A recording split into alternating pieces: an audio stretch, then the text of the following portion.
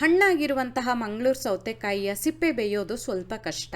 ಅಂಥ ಸಂದರ್ಭದಲ್ಲಿ ಸಿಪ್ಪೆ ತೆಗೆದು ಸಿಪ್ಪೆಯಿಂದ ಒಂದು ರುಚಿಕರ ಚಟ್ನಿ ಹಾಗೂ ಸೌತೆಕಾಯಿಯ ಬೋಳ್ ಹುಳಿ ಮಾಡ್ಬೋದು. ತುಂಬ ರುಚಿಯಾಗಿರುತ್ತೆ. ನಮಸ್ತೆ, ವೆಜ್ ರೆಸಿಪೀಸ್ ಆಫ್ ಕರ್ನಾಟಕಕ್ಕೆ ನಿಮಗೆಲ್ರಿಗೂ ಮತ್ತೊಮ್ಮೆ ಸ್ವಾಗತ. ನೋಡಿ, ಇಲ್ಲಿ ಈ ರೀತಿ ಒಂದು ದೊಡ್ಡ ಗಾತ್ರದ ಸೌತೆಕಾಯಿ ತೊಗೊಂಡು ಅದರ ಸಿಪ್ಪೆ ತೆಗೆದು ತಿರುಳಿನ ಭಾಗನ ಸಹ ತೆಗೆದು ಹೋಳು ಮಾಡಿಟ್ಕೊಂಡಿದ್ದೀನಿ. ತಿರುಳನ್ನು ನೀವು ಸ್ವಲ್ಪ ರುಚಿ ನೋಡಿ, ಕಹಿ ಇದೆ ಅನಿಸಿದ್ರೆ ಹೋಳನ್ನು ಒಂದ್ಸಲ ತೊಳ್ಕೊಳ್ಬೇಕಾಗತ್ತೆ. ಹಾಗೆ ಸಿಪ್ಪೆಯನ್ನು ಸಹ ಹೆಚ್ಚಿಟ್ಕೊಂಡಿದ್ದೀನಿ.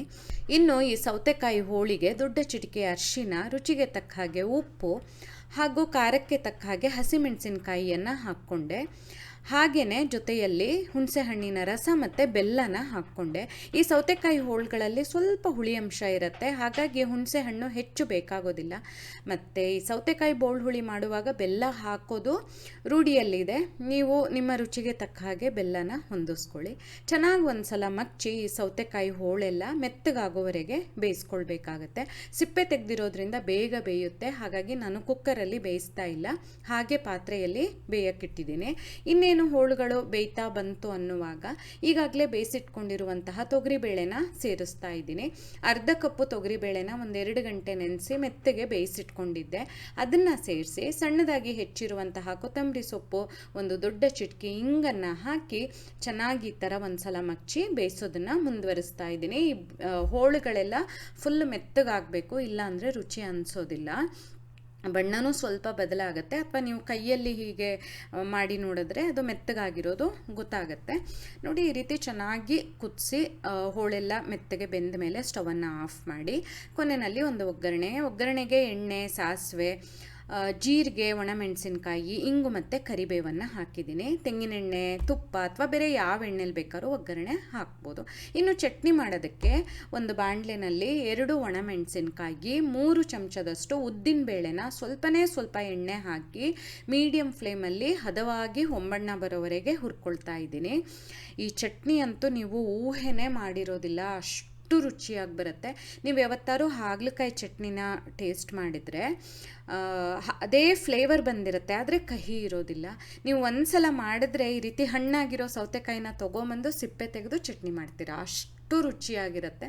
ಇಲ್ಲಿ ಬೇಳೆ, ಒಣಮೆಣಸಿನಕಾಯಿ ಹುರಿದಾದ್ಮೇಲೆ ಅದೇ ಬಾಣಲೆನಲ್ಲಿ ಹೆಚ್ಚಿರುವಂತಹ ಸೌತೆಕಾಯಿ ಸಿಪ್ಪೆ, 1 ಚಮಚದಷ್ಟು ಎಣ್ಣೆ ಹಾಕಿ ಈ ಸಿಪ್ಪೆ ಎಲ್ಲ ಅಲ್ಲಲ್ಲಿ ಕಂದು ಬಣ್ಣ ಬರಬೇಕು, ಜೊತೆಗೆ ಒಂದು ಸ್ವಲ್ಪ ಗರಿ ಆಗುತ್ತೆ, ಅಷ್ಟು ಹೊತ್ತುವರೆಗೆ ಸಣ್ಣ ಉರಿಯಲ್ಲಿ ಆಗಾಗ ಮಗ್ಚುತ್ತಾ ಹುರ್ಕೊಳ್ಬೇಕಾಗತ್ತೆ.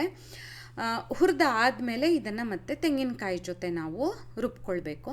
ನಾನು ಈ ಚಟ್ನಿಯನ್ನು ತುಂಬ ಮೊದಲು ನಮ್ಮ ಅಕ್ಕ ಒಂದು ಸಲ ಮಾಡಿದಾಗ ರುಚಿ ನೋಡಿರೋದು.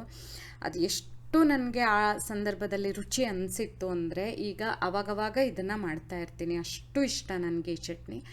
ಇಲ್ಲಿ ಒಂದು ಮಿಕ್ಸಿ ಜಾರಲ್ಲಿ ಅರ್ಧ ಕಪ್ಪಷ್ಟು ಹಸಿ ತೆಂಗಿನ ತುರಿ, ಹುರಿದಿರುವಂತಹ ಬೇಳೆ, ಒಣಮೆಣಸಿನಕಾಯಿ ಹಾಗೂ ಸಿಪ್ಪೆನ ತಗೊಳ್ತಾ ಇದ್ದೀನಿ. ಅದಕ್ಕೆ ರುಚಿಗೆ ತಕ್ಕ ಹಾಗೆ ಉಪ್ಪು ಹಾಗೂ ಹುಣಸೆ ಹಣ್ಣನ್ನು ಹಾಕ್ತಾ ಇದ್ದೀನಿ. ನಾನು ಈ ಚಟ್ನಿನ ಅನ್ನದ ಜೊತೆ ಬಡಿಸ್ತಾ ಇದ್ದೀನಿ, ಅಥವಾ ಈ ಚಟ್ನಿ ಬಿಸಿ ಅನ್ನದ ಜೊತೆನೇ ತುಂಬ ಚೆನ್ನಾಗಿರುತ್ತೆ. ಬೇಕಾದ್ರೆ ಉಪ್ಪು ಕಡಿಮೆ ಹಾಕಿಬಿಟ್ಟು ಬೇರೆ ದೋಸೆ, ಇಡ್ಲಿ ಜೊತೆನೂ ಬಡಿಸ್ಬೋದು. ನಾನಿಲ್ಲಿ ಅನ್ನದ ಜೊತೆ ಆಗಿರೋದ್ರಿಂದ ಉಪ್ಪು ಸ್ವಲ್ಪ ಜಾಸ್ತಿ ಹಾಕಿದ್ದೀನಿ. ಅಗತ್ಯ ಇರೋಷ್ಟು ನೀರು ಹಾಕಿ ಹೀಗೆ ನುಣ್ಣಗೆ ನುಣ್ಣಗೆ ಅಂದರೆ ತುಂಬ ನೈಸ್ ಪೇಸ್ಟ್ ಆಗೋದು ಬೇಡ, ಒಂದು ಸ್ವಲ್ಪ ತರಿ ಇರಲಿ ಪರವಾಗಿಲ್ಲ. ಅದನ್ನು ಒಂದು ಪಾತ್ರೆಗೆ ಹಾಕ್ಕೊಂಡು ಎಣ್ಣೆ, ಒಣಮೆಣಸಿನಕಾಯಿ, ಸಾಸಿವೆ, ಇಂಗು ಮತ್ತು ಕರಿಬೇವಿನ ಒಗ್ಗರಣೆನ ಹಾಕ್ಕೊಳ್ತಾ ಇದ್ದೀನಿ. ನೀವು ಒಂದು ಸೌತೆಕಾಯಿನ ತೊಗೊಂಡು ಬಂದು ಸಿಪ್ಪೆ ತೆಗೆದು ಈ ರೀತಿ ಚಟ್ನಿನ ಮಾಡಿ, ಹಾಗೆ ಸೌತೆಕಾಯಿಯಿಂದ ಬೋಳ್ ಹುಳಿಯನ್ನು ಸಹ ಟ್ರೈ ಮಾಡಿ ನೋಡಿ. ಎರಡೂ ಸುಲಭವಾಗಿ ಕಡಿಮೆ ಟೈಮಲ್ಲಿ ಆಗುತ್ತೆ, ರುಚಿಯಾಗೂ ಇರುತ್ತೆ. ಮಾಡಿ ನೋಡಿ, ಬಿಸಿ ಅನ್ನದ ಜೊತೆ ಬಡಿಸಿ. ನಿಮ್ಗೆ ಇಷ್ಟ ಆಯ್ತಾ ಅಂಥೇಳಿ. ನಿಮ್ಗೆ ಈ ವಿಡಿಯೋ ಇಷ್ಟ ಆದಲ್ಲಿ ಲೈಕ್ ಮಾಡಿ, ಶೇರ್ ಮಾಡಿ, ಕಮೆಂಟ್ ಮಾಡಿ, ಹಾಗೆ ನಮ್ಮ ಚಾನಲಿಗೆ ಸಬ್ಸ್ಕ್ರೈಬ್ ಮಾಡೋದನ್ನು ಮರಿಬೇಡಿ. ಧನ್ಯವಾದಗಳು.